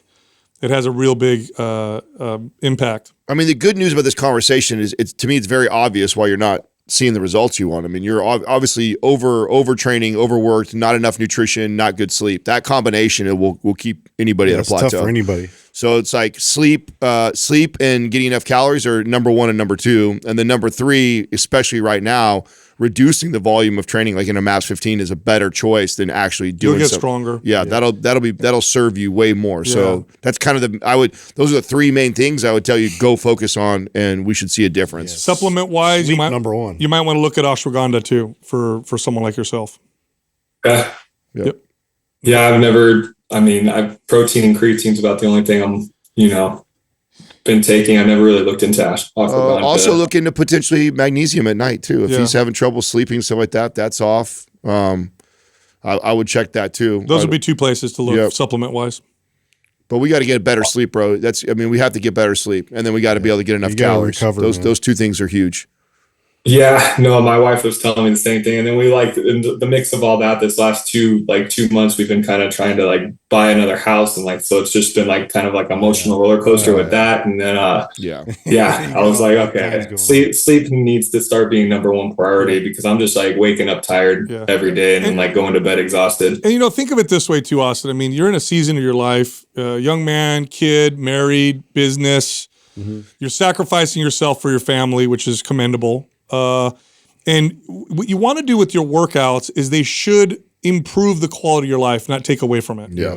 Yeah. So if you're putting so much energy in your workouts that it's making you more tired to do the other stuff, it's not the right kind of workout for you. Or you're so sore and not recovering because you're beating yourself. Keep you strong and healthy, not getting jacked. I think getting jacked is not on the cards right now. Yeah, like pushing your body might not be a good idea. Well, the irony of that, by the way, though, is focusing that way will give you more aesthetic gains than focusing on trying to get aesthetic gains. So the irony is let go of the getting jacked goal, get healthy, get better sleep, eat better, focus on those things. But what will happen is you'll get leaner and more ripped. Yep. So by the way, this is what it would look like with MAPS 15 or 15 Performance. It's a daily 15-minute or whatever 20-minute workout. But when you're like, man, I'm fried, you skip a day and then just start again where you left off. It doesn't have to be a 7-day program. It could be a 10-day or 13-day program. Yeah. When you feel good, you do the workout. When you're like, I need some more sleep, then you don't. And that's it. And you'll probably progress that way. Mm-hmm. Awesome. No, that sounds good. I mean, I feel like hearing it from you guys is. Austin, did you happen to watch the YouTube series I did last year? I didn't know. That's a good one for you to watch, considering where you're at and kind of the advice we're trying to give you. Because you hear me. So I came off of a layoff. I hadn't lifted in a couple months, and you get to watch me kind of reintroduce training, and the level of volume and intensity that I approach it with is similar to how I would have you train right now. And so if you want some /entertainment and help along the way, watch that. You'll get some good nuggets in that while you're going through this process. It's on the Mind Pump TV channel. Cool. I'll definitely check that out. And then after like running MAPS 15 Performance, do you think like stay in that? Yeah, stay in that for right now for a while, and then just reach back out to us. Are you in our private forum or no? No. I'll have Doug put you in that, okay? So I'll hook you up with that. Nice. We'll send you MAPS 15 Performance. Follow that. After you get through it, just check in with us and give us an update on how you're feeling and what's going on. And then most likely we'll probably tell you to stay in it for a little bit longer. But there's a possibility you rebound and you're doing great. But just hit us up in the forum. Awesome. I appreciate you guys. And then one other question, like this doctor that I'm dealing with, she does prescribe me like my TRT. So like, I'm like scared to tell her, like, I don't want to do carnivore anymore. Cause I feel like she's going to like drop me, go through. Cause like when I had my levels, that was another thing. My testosterone was like at 180 when I, just go through MP hormones. You can go through us. Yeah, but also you could just tell her, say, look, this isn't working for me. Yeah. I'd like to add some more stuff into my diet. Let's continue to monitor. And she most likely won't kick you off. And if you could do some gut testing with me, that'd be great. Because, I wonder if I have some gut health issues. I'd like to find out why my A1C is still where it's at. And I really don't want to, this is just not sustainable for me. And if she's a good doctor, she'll say, okay, let's find another way. Okay. Yeah. Worst case, so you go through MP hormones, you can get that too. So you'll be all right. Yeah. Well, I should have gone through there first, but yeah, all good. It is what it is. All good. All right, man. Yeah, we'll stay in touch, Austin. I appreciate you guys again so much. You guys rock. Show's awesome. Thanks again. Appreciate it. Take it easy, brother. That's interesting that a doctor recommended. That's new. Carnivore. That's a new thing. And then also a naturopath that gave you TRT. I don't think he said she's into the natural health, but that doesn't necessarily mean that doesn't add up though. I'm wondering if I'm going to guess. I'm totally going to guess, but I'm wondering if it's a chiropractor who works with a doctor that prescribes. And so sometimes chiropractors go in this like in a combo interesting direction where they do things that are just like, this is what do you Yeah, well that's a weird combo to put you on an extreme carnivore diet, but then also put you on TRT. The only time a doctor, in my opinion, should recommend carnivore is when you identify like really extreme immune reactions to food. That really is the only real application. Yep. Otherwise, the calorie deficit not sustainable, dude. And it's not sustainable. It's listen, when you're coaching anybody on lifestyle for health, sustainability is at the top, because I don't care how good something works. Yeah. If the fall off rate is 90+%, waste of time. Yeah. It's a waste of your time. So sustainability is near the top, unless there's emergency situations. I get that. Yeah. But it's interesting. Our next caller is Juliana from New York. Juliana. Hello. How can we help you? Hi, guys. How you doing? Thanks so much for having me on. I appreciate it. You got it. How can we help you? I'll just read my email here so I stay concise. But hey, Mind Pump team, I've been listening to the podcast since inception, and I've run through a ton of the programs with incredible results. Honestly, I'm a lifelong athlete, and I've never truly experienced muscle gain and body transformation like this until I started MAPS programming. My question is, how do I better engage my glutes when squatting? I've always struggled to feel my glutes activate during certain exercises, squatting being one example. I feel a lot of the lift coming from my quads. I also feel some discomfort and impingement in my hips when the rep count and the weight starts to climb.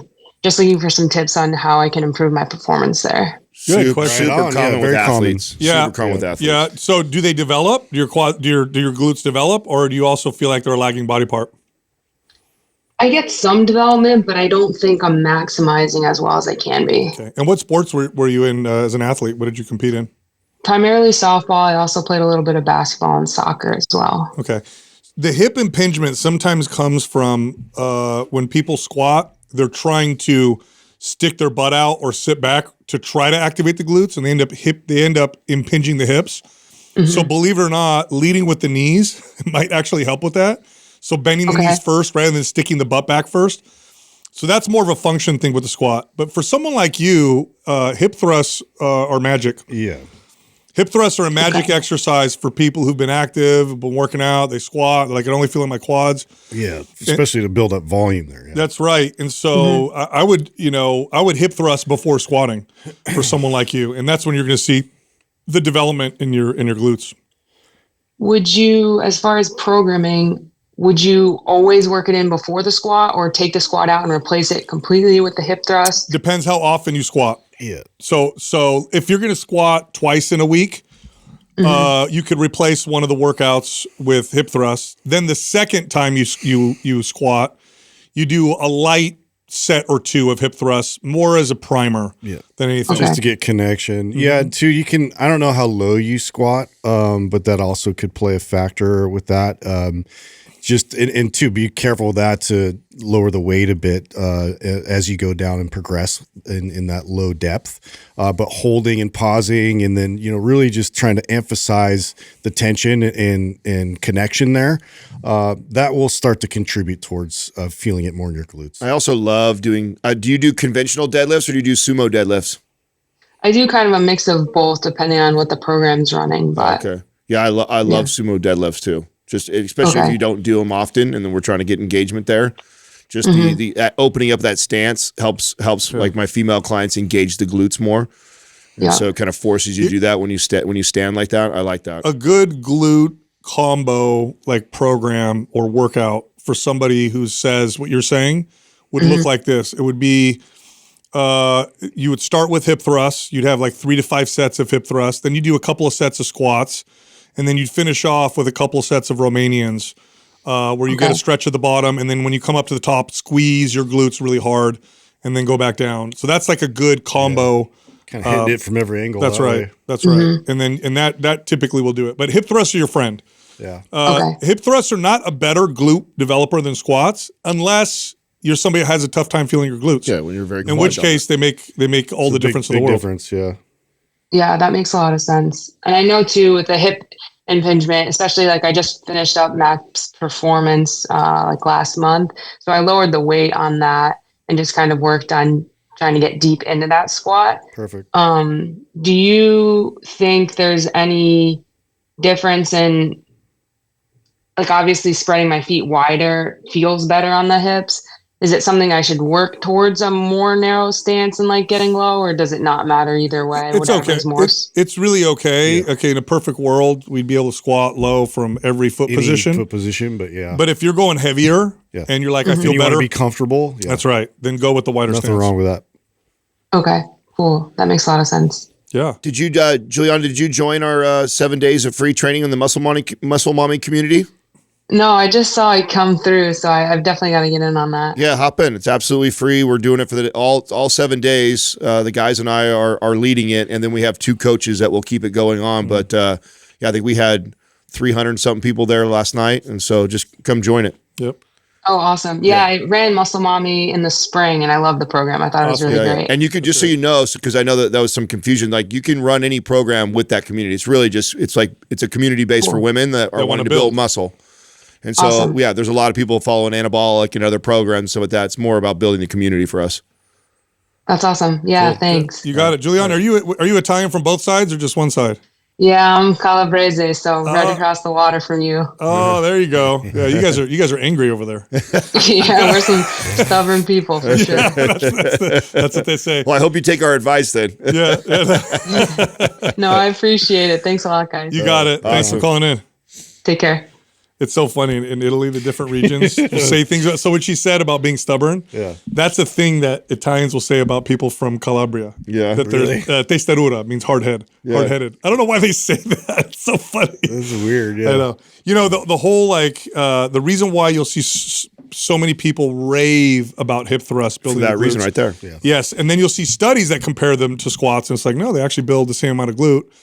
It's not that it's better, but if it's better for you, then it's better. Yeah, just a little more quad driven. And for women who are like, I can't build my butt no matter how many squats I do, and they don't feel it, like you go to hip thrust, it fixes it. Super common in female athletes. Yes, because when you're anterior driven and you drive off of your foot like that in your quads all the time. That's your default pattern, and so then you go to squat, which is already a quad exercise too. It just takes over and. So and all it is that you're just become so dominant that almost all Katrina's this way too. Katrina does a lot of hip thrusts because she was a basketball player and that's when she does, and she has a hard time. You barely go down more than a quarter squat in basketball. Yeah. Yeah. Our next caller is Aaron from Minnesota. What's up, Aaron? How you doing, Aaron? Hey, Aaron, what's happening, buddy? How can we help you? How we doing, guys? Good. We're good. Awesome. I'll just go straight into the question, not waste your time. So in high school, I was up to 290 pounds. And then my junior year, I just got sick of it. And so I lost 100 pounds in like 4 months. Since then, I'm 33 now. I've been fluctuated up and down, never back that high, but and then this last April, I decided I want to get in the best shape of my life for my 33rd birthday. So I started a cut, went down to 2,100 calories, and I've lost like 25 pounds on that. I'm down to around 186 pounds. The goal is to get to 175 to 180 and maintain there to try to, get in the best shape of my life.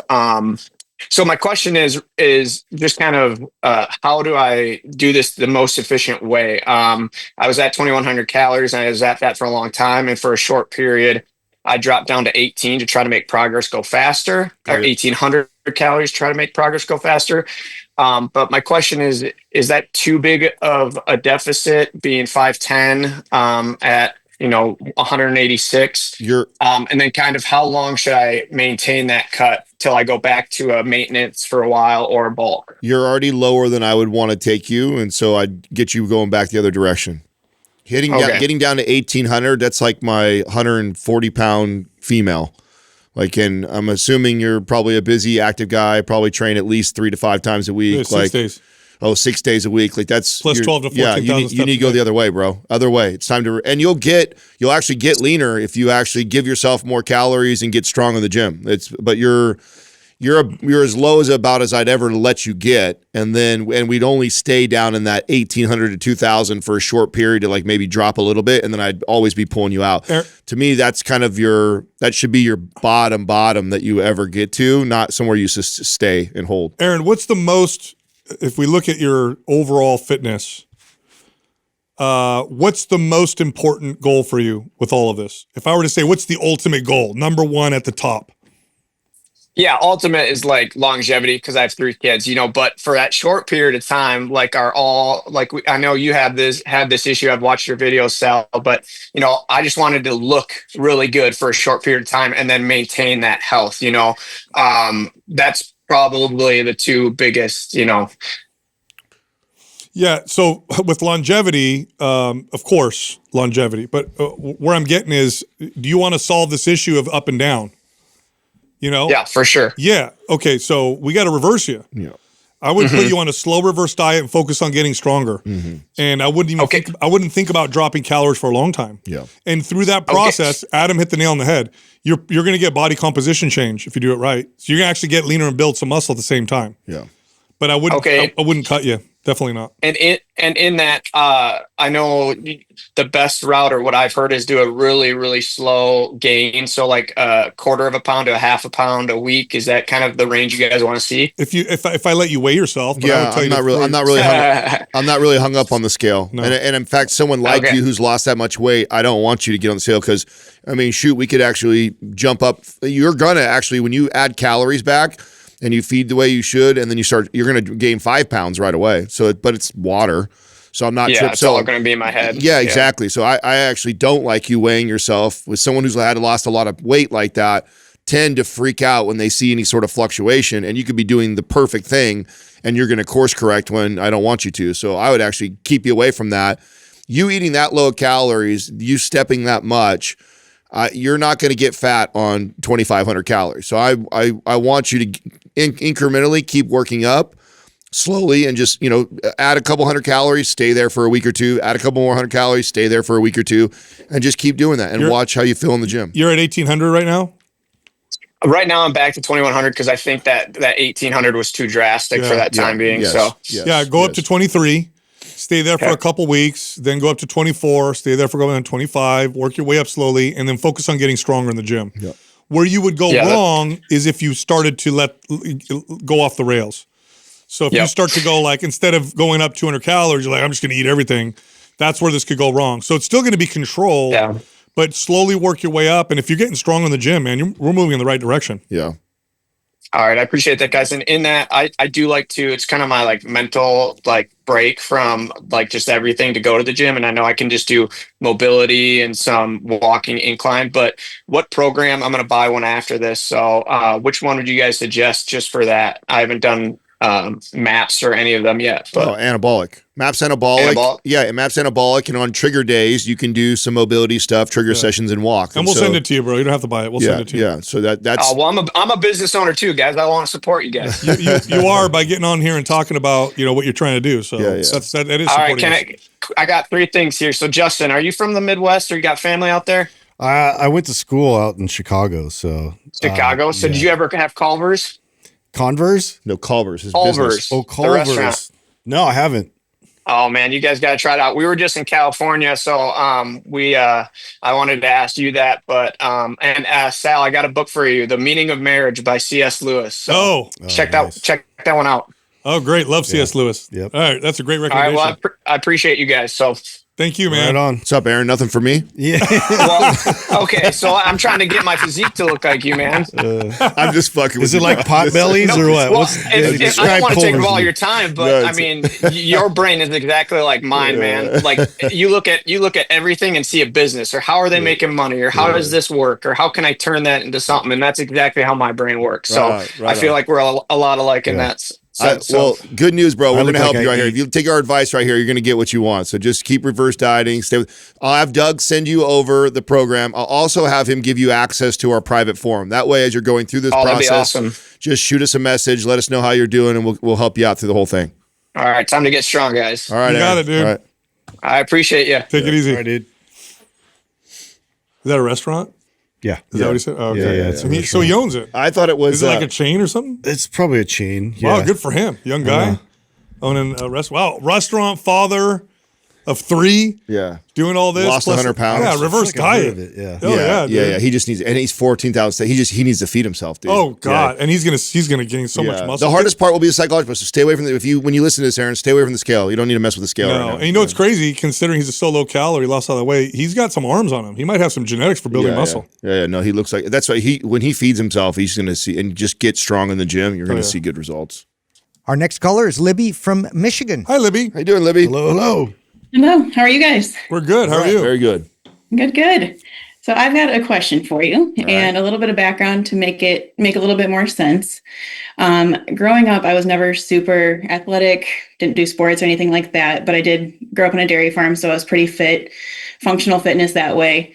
But then I went to college, became much more sedentary, didn't really work out a whole lot, gained a bunch of weight, didn't love how I looked or how I felt. And then I found fitness through an at-home company, probably your favorite, starts with a B, ends in a Y. But I am thankful for that because it did change my mindset, get me introduced to it. But then through that and law school, I was working full time, working out 2 to 3 hours a day, and then going to law school at night, I wasn't sleeping and just keep pushing. And if I didn't work out or my food didn't come from plastic tubs, I didn't eat it. So came to a pretty poor situation there for a while. And then I worked with Dr. Lauren Fitzgerald to fix it back in 2021 before BHRT was super cool. So shout out to her. That's how I found you guys.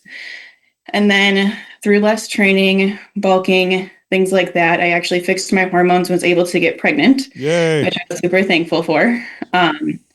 And now my pregnancy was rough. I couldn't really work out a ton. I was just pretty sick. But now my baby is 4 months old and I'm back to work, trying to get back into the swing of things. And I started MAPS Starter about a month ago. And I want to do more. So I know you're going to tell me to not just trust the process. But I also find myself deciding when I should work out because sleep is rough, to say the least, with a 4-month-old. And I don't want to push myself so far to go back to the place I was, but I also want to make progress and feel better in my skin again. But I also find myself relying on my Fitbit, HRV, readiness scores, all of that garbage that a machine can tell me, and I want to be able to trust my body. Yeah. So I guess I'm kind of stuck on how to balance all of that and still make progress, but not end up in that super dark place that I was a few years ago. Libby, did you join our Muscle Mommy community that started yesterday? I saw it last night and clicked on it and then had to go take care of the baby, so I didn't get a chance to go back to it yet. Okay, get in there. You are perfect. This is why we're building this community for that. And you could be following any program. So you could be on Starter, right? So it's not like only people following Muscle Mommy. It's women that want to get stronger, build their metabolism, get fit. I mean, that's the idea. And it's support for everybody.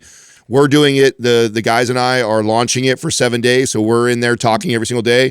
And then we have two coaches that are going to maintain it going forward, but got to get in there with us for sure. Yeah. Libby, this is new territory for you. You can't approach your fitness like you did your law degree. It just won't work. You can't grind yourself into better health. It just isn't going to work. Your baby's only 4 months old.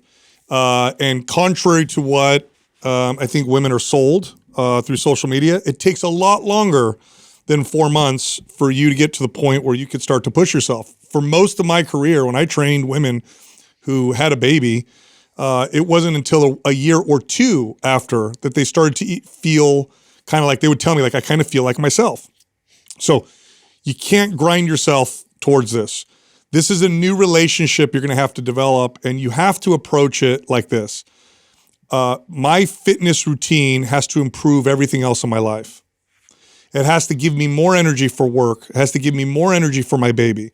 It has to make me feel healthier and more vibrant, not the other way around. That's going to be the view. Now, the challenge with this is you're very accomplished. You probably only have one gear, or I'd say 2 gears. You have either go all the way or don't go at all. It's probably the 2 gears that you play with. Yep. So the challenge with this is learning how to drive in this new gear. You're somebody that would be a prime candidate for coaching. If you had a coach guide you through this process, what they're going to do is this. They're going to tell you what to do so you can kind of trust their advice, because you can't really trust your advice right now. Your advice is going to it's going to move you in the wrong direction. It served you well in some areas of life, but it's also caused some problems. And if you keep going down that direction, the problems are going to get really, really bad. Okay. So a coach is going to say, do this, and you're going to kind of put your faith in them. Say, okay, I'm going to listen to what you have to say. A coach is also going to help you give yourself grace when you screw up. And the way you're going to screw up is you're either going to push yourself too hard or you're going to fall way off, because you're going to have a tough time finding the middle ground. And the coach is going to help you get back on and figure this out. The coach is also going to help give yourself grace as you start to figure out what your body is responding to best with. And those moments where you're like, why isn't my body responding? What's going on? I feel like I'm doing the right things. It feels like nothing's happening. Like, a good coach is going to be able to walk you through that. So you would be a perfect candidate for a coach. I think you would be very coachable. You're probably a very coachable person. I'm sure you were great with your professors. It sounds like you worked with Dr. Fitz and you followed her advice. Mm-hmm. So I would like to have one of our coaches call you, because that would be best. But if you don't work with a coach, the view that you're going to have to constantly remind yourself of is am I developing the right relationship with fitness? Not, am I doing the best routine? Am I getting the best results? That's going to be second and third. First is, am I approaching this with the right mindset and heart posture? And if it's a no, okay, what's the right mindset here? How do I approach this? What am I doing this for? How do I want to feel after this? What do I want to stay away from? What are my tendencies? It's going to be a constant conversation as you develop a new relationship. And then once you kind of start to figure that out, it takes time, then it's going to start to feel more and more natural. And then the old ways will feel less desirable. But right now, you've got this, like I said, you've got these 2 gears and it's like full speed ahead or nothing. Needs to build you up. And you have no other gears. And I've trained people like you, so I know this. I'm like, and it's probably resonating. Everything I'm saying is probably resonating with what I'm saying. Absolutely. Yeah. But if you do this right, I'm gonna tell you, it's gonna be a whole new world for you. And I'm gonna sell this to you now. So here comes the close. Okay, it's gonna make you more effective at everything else you do. Yeah. So as effective as you've been with your full speed ahead gear, you're gonna be even more effective figuring out how to balance these things. So it's actually gonna make you better. You're not gonna. Sometimes people are afraid. They're like, but am I going to be a badass still? You're going to be more of a badass because you're going to figure these things out. So, gotcha. Okay. Yep. Can I have someone reach out to you? Yeah. Yep. Okay. Absolutely. All right. Good. This will be great. Yeah. We'll see you on the inside, Libby. I will. Can I bug you guys with one more little quick question? Of course. Yeah, let's hear it. All right. So no one else has been able to figure this out. So I'm hoping you can help me out. While I was pregnant, I didn't have like a ton of like joint issues or anything that way. But then about 3 weeks after I had my baby, my right wrist just started being a pain. Like I felt like I broke it. And I've had x-rays and everything. The chiropractors worked on it. Everything doesn't seem to make it better. And then a few weeks ago, my left wrist also started doing the same thing, which makes it even more difficult, like writing, typing, dealing with the baby. Everyone's like, rest. And I'm like, okay, cool. I have a 4-month-old that needs me. I can't really not use my hands. Any ideas or things I can do to make it better? Yeah. Do you you like a computer like crazy? So that's interesting. Yeah. So hormones during pregnancy cause the joints to loosen, and then post-pregnancy things start to settle again. Ligaments and tendons. And you'll sometimes develop dysfunction. You'll see oftentimes, which side is the side you hold your baby in the most? Probably my right side. Okay, and that's the wrist that started hurting the most first? Yes, yep. And then you switch sides and the other wrist started hurting you? Yes. Okay, yes. So I want you to pay attention to how you're holding the baby. Okay. Okay, so pay attention to that because that could be causing the issue. And so you position your wrist in a way to where it doesn't bother you anymore, or wear a wrist brace at home when you're picking up the baby. So what you'll sometimes see in women is wrist pain, shoulder pain, or hip pain. And it's almost always the side that they hold the baby. Resting on the joint. Yeah, and it could be you're holding in this kind of supinated position. Yeah. That's where it hurts. So yeah. So look at your wrist position and adjust that while you're holding the baby. Yeah. In the meantime, I would do just light mobility movements. Really light, wrist cars. Yep. And then if you have access to a massage therapist, have them massage the forearm flexors and extenders. And doing that once a week should also help. But a wrist brace while holding the baby to kind of let it cool down and then figure out the position. Right. Then strengthen it with better patterns. Yeah. I'll have Doug send over to you our Maps Prime Pro. In there is a bunch of like wrist cars and exercises you could do actually specific for your wrist. So you could just follow along in there. Awesome. That'd be great. Yep. Yeah. All right, Libby. Yeah, I'm glad you asked that question. Yeah, great question. Thank you guys. Also, Sal, just want to say thank you for doing what you're doing with your series. It's awesome, and sharing your faith with everybody. A lot of Christians, we don't have the ability to do that or the want to do that. So thank you. Oh, thank you. I appreciate that. It's encouraging. Thank you, Libby.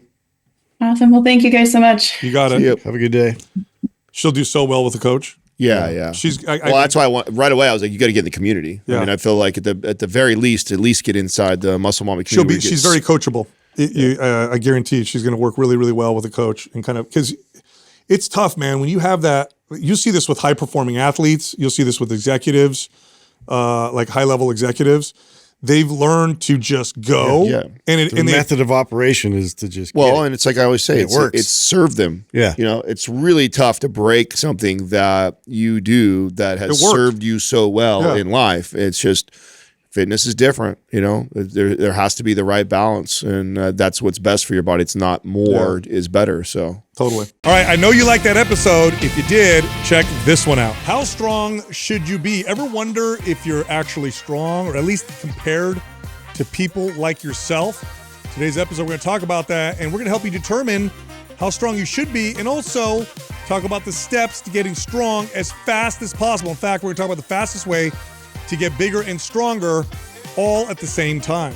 I know keeps Adam up at night. Yes, it does, actually. And I know that you wrote a really complex episode here, but I think Justin's metric has been the one